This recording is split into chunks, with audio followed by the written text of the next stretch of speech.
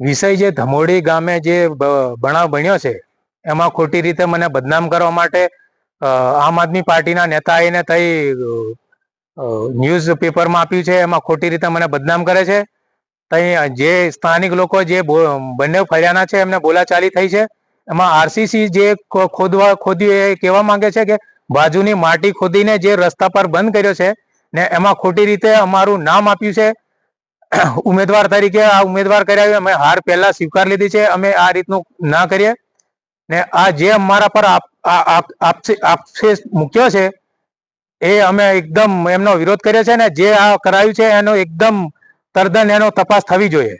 આજે તમે કઈ આવ્યા? કલેક્ટર ઓફિસ છોટાઉદેપુર, જે ધમોડી જે આવેદન પત્ર આપવા માટે.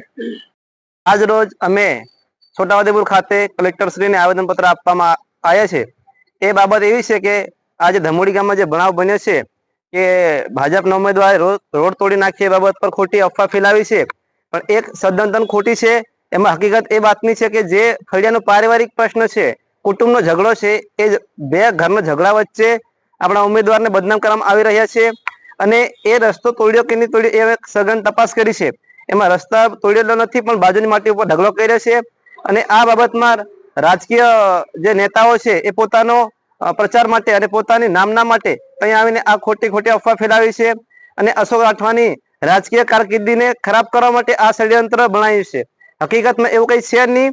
અને આ જે રોડ તોડવાની ઘટના છે એ બાબત અમને કે અશોક રાઠવાને કે ઉમેદવારને કોઈ જાણ હતી જ નહીં કે આ રોડ તોડવાનો છે કે હું એ બાબત પર.